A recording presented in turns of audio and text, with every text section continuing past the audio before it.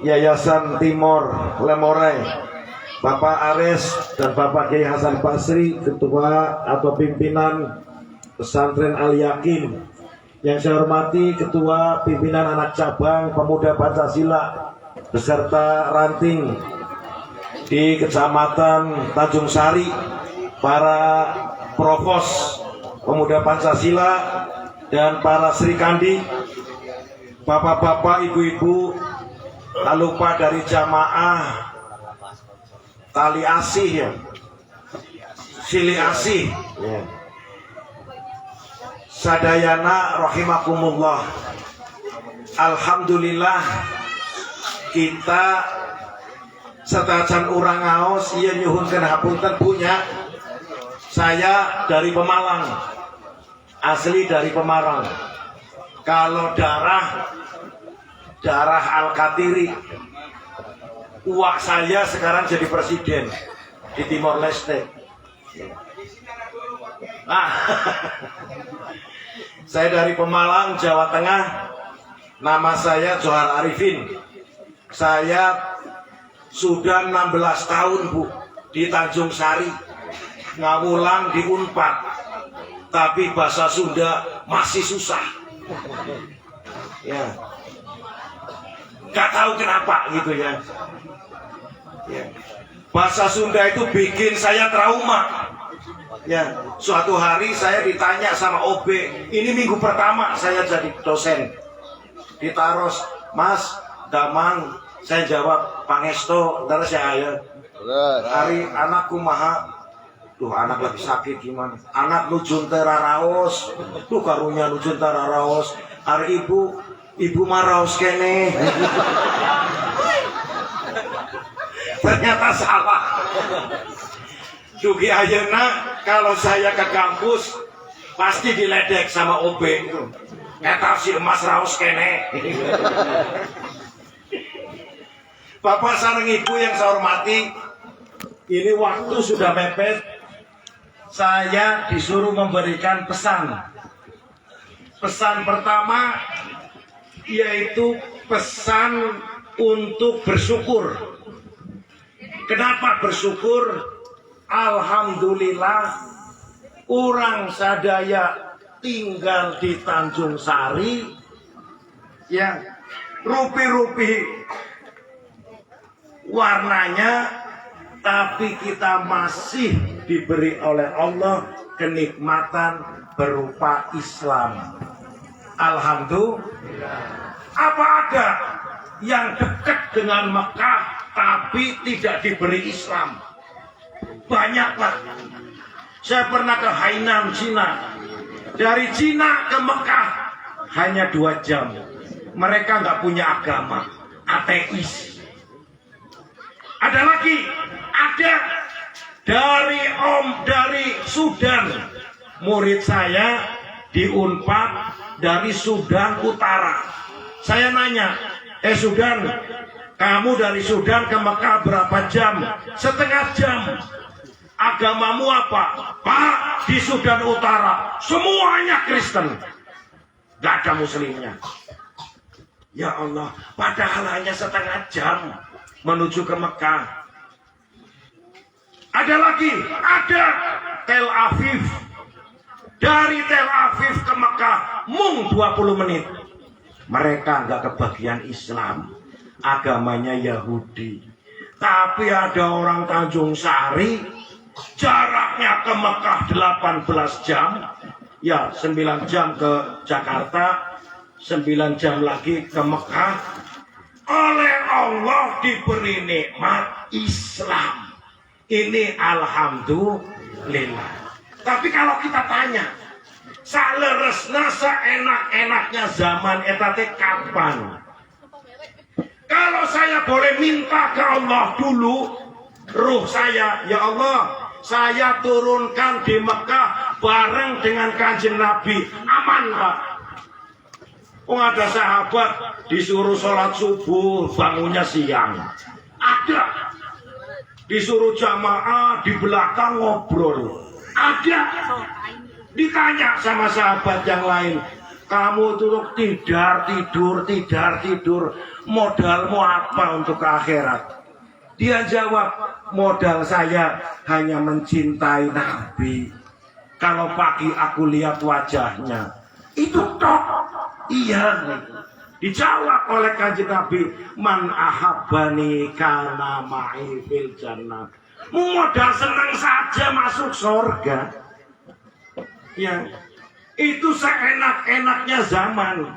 Maka kalau kita lihat, enak-enaknya zaman adalah hidup bareng kanjeng Nabi, tapi perjuangannya beda. Perjuangannya beda, Pak, Bu. Kalau tinggal di Gunung Manik, insya Allah aman, insya Allah makmur, tentrem. MUI natos aya, keamanan tos aya, Pak Babinsa, Pak Babinmas sudah siap melindungi warga. Tapi hidup sebelum kanjeng Nabi diturunkan. Ya Allah, lihat di Al-Quran ada surat yang membahas tentang Ashabul Ukhdud. Apa itu? Pokok nama ari ayah orang beda dengan kita, bunuh. Itu zaman dulu, Pak.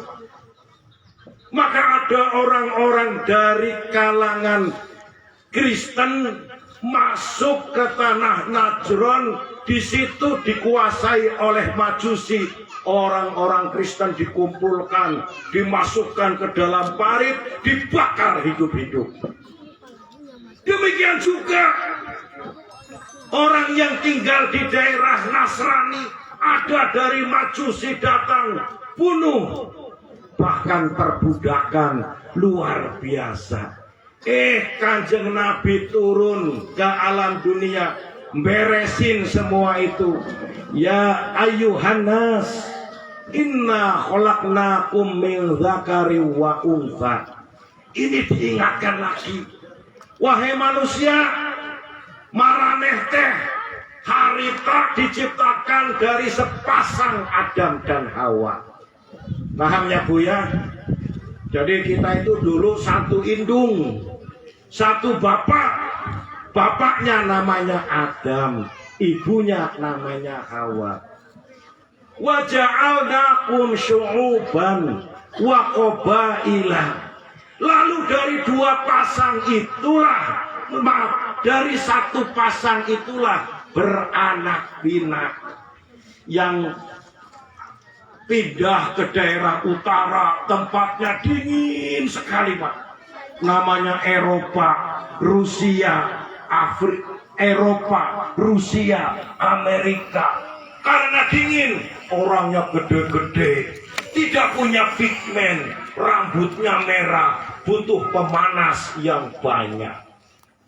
Disebut dengan bule, rasnya namanya ras Arya. Yang pindah ke daerah timur, di sana ada salju, tapi matahari masih muncul sehingga silo minta ampun. Karena silo maka ngiyar-ngiyar. Muncul ras baru namanya ras aman, matanya sipit-sipit. Itu di daerah Cina, Jepang, Korea. Yang masuk ke tanah Afrika, Allah nitipkan binatang buas di sana. Ya, binatang buasnya banyak, tanahnya gersang, mataharinya full, suhunya di atas 50 derajat. Dibutuhkan orang-orang yang kuat, maka orangnya dibikin hitam-hitam, matanya putih, hitam putihnya kecil, dikasih nama ras negroid. Masuk ke tanah belahan Pasifik, daerahnya panas, banyak savana, gersang, dikasih nama ras Porto. Contohnya Pak Kiai Hasan Basri, itu dari ras Porto. Dikasih tanah yang paling indah, airnya banyak, tanahnya subur, pokok nama bangun tidur makan. tidur lagi, bangun lagi, makan lagi, nggak usah kerja repot-repot, perut pasti kenyang, sebab naon wae tumbuh.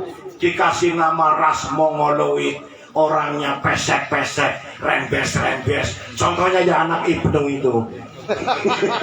Ya pemuda Pancasila oke. Gitu ya. Dikasih nama, kita diberi ras yang seperti ini oleh Allah, ditunjukkan kembali, ayuhannas inna khalaqnakum min zakari wa untha wa ja'alnakum syu'uban wa qabaila. Supaya apa? Kenapa ada yang hitam, ada yang putih, ada yang sipit, ada yang pesek, ada yang negro? Lita'arofu, supaya saling pengertian, supaya saling pengertian. Bahasa Sundanya apa saya nggak tahu. Ya, pokoknya supaya saling memahami kebutuhan masing-masing. Tidak boleh antar ras, antar suku, antar bangsa menjajah bangsa yang lain. Maka kemudian dalam hak asasi Al-Quran disampaikan, qalat innal muluka idza dakhalu qaryatan fa'afsaduha. Maaf, saya ulangi ya, dicatat. Ibu-ibu ngaji bawa catatan gak Bu? Bapak-bapak pulpennya di bawah. Di bawah tekan blobor. Ya. Qalat innal muluka idza dakhalu qaryatan afsaduha wa ja'alu 'izzata ahliha adillah wa kadzalika yaf'alun. Ini dengerin baik-baik, waktunya mepet. Katakan wahai Muhammad, kalau ada penjajahan masuk di suatu negara, maka rusaklah negara itu. Paham ya? Wa ja'alu 'izzata ahliha adillah. Bukan hanya rusak sumber daya alamnya, tapi juga kehormatan di negara yang terjajah tersebut akan hancur. Wa kadzalika yaf'alun. Dan begitulah kelakuan penjajah. Maka Islam paling melarang penjajahan dalam bentuk apapun. Catat ini ya. Mari kita buktikan. Saya akan mencontoh bagaimana cara Nabi di Madinah membangun peradaban. Wa kadzalika ja'alnakum ummatan wasata litakunu syuhada'a 'alan nas wa yakunar rasulu 'alaikum syahida. Allah menyuruh Kanjeng Nabi supaya membangun umat yang berperadaban. Coba cari di Al-Quran, umat Islam itu nggak ada Pak. Adanya umatan wasato, umat yang berperadaban. Apa umat yang berperadaban? Umat yang berperadaban itu nanti akan jadi saksi bagi Rasul dan saksi bagi generasi penerusnya. Contoh peradaban yang dibangun para leluhur, kita menjadi saksi. Orang biasa hirup di Gunung Manik dengan aman, betul? Betul. Kita bisa ibadah dengan tenang, betul? Betul. Itu kerja keras dari leluhur kita membangun peradaban Tanjung Saru. Apa yang dimaksud peradaban? Kanjeng Nabi bangun peradaban umatan wasato, umat yang moderat. Ketika Kanjeng Nabi masuk tanah Madinah, Nabi mengumpulkan seluruh elemen. Ada Kristen, ada Yahudi, ada Majusi, ada kaum Ansor, ada kaum Muhajirin, dikumpulkan jadi satu, membuat perjanjian bersama. Dasar negara Madinah, yaitu Mitsaqon Madinah. Makanya jangan mau dibohongin teroris. Apa bedanya Quran dengan Pancasila? Pak, Kanjeng Nabi saja membangun peradaban Madinah, tidak dengan Quran, tetapi dengan Piagam Madinah atau Mitsaqon Madinah. Maka Indonesia membangun peradaban pun dengan Misakon Jakarta, kita kenal dengan Pancasila. Paham Pak? Siapa yang menjalankan Pancasila otomatis menjalankan Quran. Sallu ala Nabi Muhammad. Ya. Siapa yang menjalankan Pancasila otomatis dia sedang menjalankan Al-Quran. Paham ya Pak ya? Jangan mau dibohongin. Ini biasanya orang Tanjung Sari nih, ya. Ditanya apa bedanya Quran dan Pancasila, bingung. Ya. Jawab saja, menjalankan Pancasila adalah dalam rangka menjalankan Al-Quran. Lalu kemudian benar Pak, ayo bangun-bangun. Dibangunlah peradaban Madinah. Kanjeng Nabi, saya tidak hafal Pak, Pancasilanya Kanjeng Nabi ada 47 sila. Saya nggak hafal, tapi saya punya banyak kitab yang menerangkan itu. Saya hafal hanya satu. Ayuhan nas, innal ladzina yu'minuna minal muhajirina wal ansarin wal yahud wan nasara was sabiin kulluhum ummatan wahidah. Wahai umat manusia yang tinggal di Madinah, dengerin, yang dari muhajirin yaitu dari Mekah, wal ansor dia orang mukmin dari tanah Madinah, wal yahud orang Yahudi dari Bani Kunaiko, dari Bani Nadir, dari Bani Quraidah, wa Nasara orang Kristen, baik Kristen Ortodok, Kristen Protestan, Kristen Katolik, dan Kristen lainnya, wasabiin dan para penyembah, orang-orang aliran kepercayaan. Kalau di Indonesia banyak Kaharingan, Padaringan, Sunda Wiwitan, Kapitayan, Sambelun, gitu ya. Kumpul jadi satu, kita menjadi satu umat. Paham? Menjadi satu umat, yaitu umat Madinah. Sama di Indonesia, orang dari Porto, orang dari Dayak, dari Madura, dari Sunda, dari Jawa, dari mana lagi?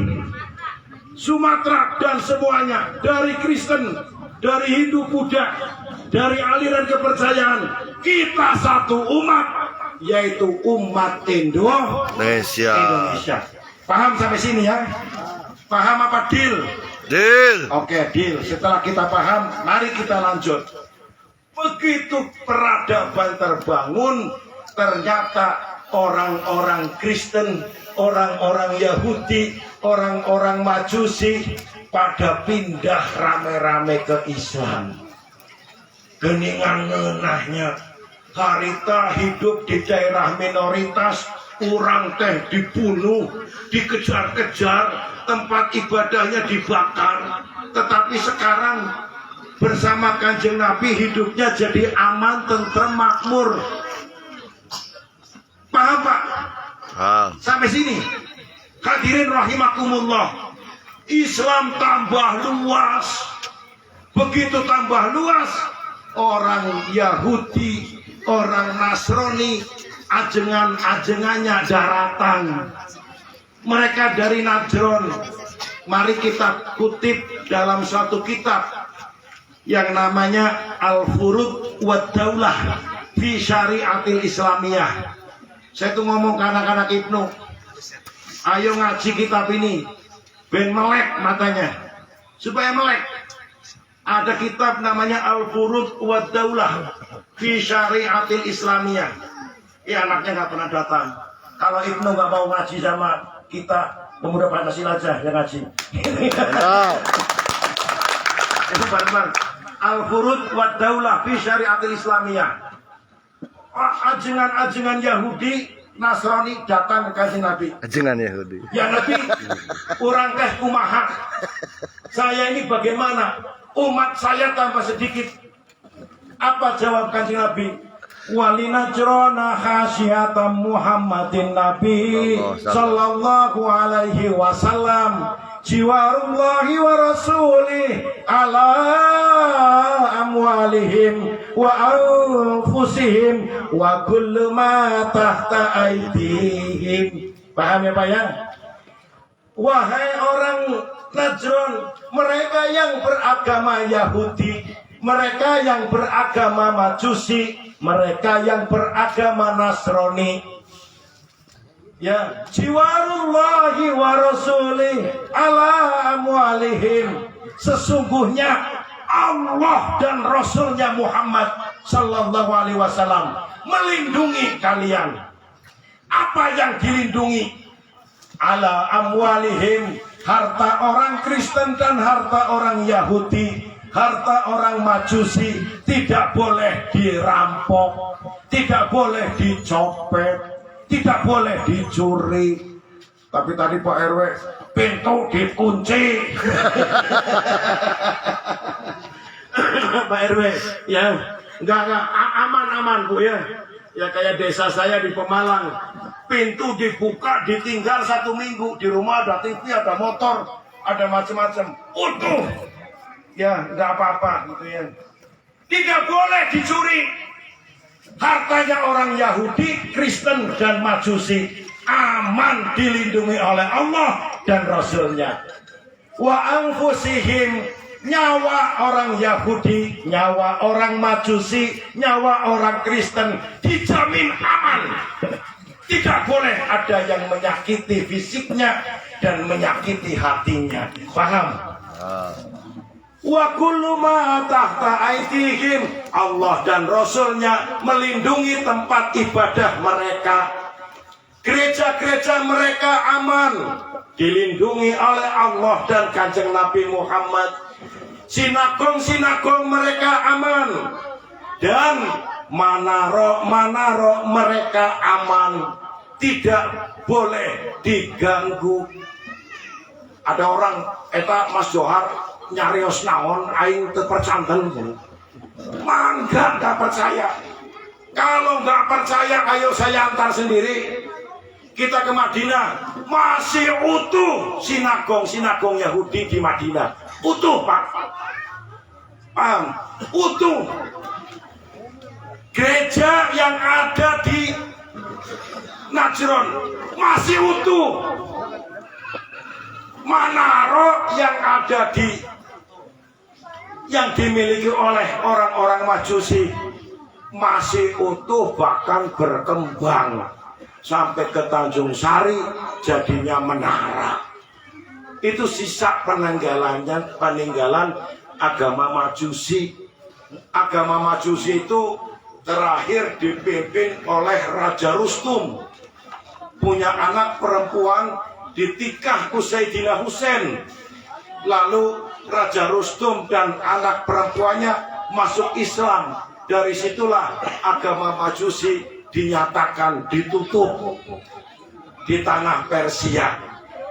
Hadirin rahimakumullah, ini salah satu cara Kanjeng Nabi membangun peradaban diikuti oleh para pengikutnya, yaitu dengan membangun umatan wasato, yaitu umat yang berperadaban.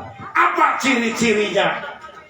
Rabbi ja'al hadza baladan amina warzuq ahlahu minas samarat man amana minhum billahi wal yaumil akhir. Ketika Ibrahim alaihi salam selesai membangun Ka'bah, Ibrahim alaihi salam berdoa, ya Allah, Rabbij'al hadza baladan amina. Ya Allah, jadikanlah negeri ini negeri yang aman. Ini kuncinya. Peradaban itu akan terbangun kalau aman. Paham Pak? Kalau tidak aman, bagaimana membangun peradaban? Mau keluar ada rampok, ya. Mau ke kampus ada kerusuhan. Saya pernah terjebak di Poso tahun 2002, 2003. Itu ada kerusuhan, Pak. Tembak-tembakan, dar dor. Ya, terorisnya nyerang tentara, dar dor. Saya terjebak 3 hari, gak bisa makan, gak bisa pipis, gak bisa boker. Siun, dar dor. Suara mercon aja menakutkan. Jadi nomor 1 aman. Lalu yang kedua, kalau sudah aman, warzuk ahlahu minas samaroti, Allah rizkian dari hasil pertanian yang bagus. Paham ya Pak ya? Pertaniannya makmur. Orang Gunung Manik sekarang lahannya penuh, ditanami rumah. Ya. Tapi walaupun penuh ditanemin rumah, mangga orang sadayana melak naon we. Yang penting warzuk ahlahu minas samaroti. Kata Kanjeng Nabi, mamin muslimin yazra'u zar'an fayakulun nas wa yakulul bahimah wa yakulul toir innahu kana lahu sodaqotun. Saha-saha jalmi yang mau melak 1 butir, 1 biji, maka hasilnya akan dimakan manusia, limbahnya dimakan oleh burung, unggas, ayam, dan daun-daunnya bisa dimakan oleh sapi, domba, kambing. Innahu kana lahu sodaqotun. 1 tanaman itu Allah ngitung 1 sodaqoh.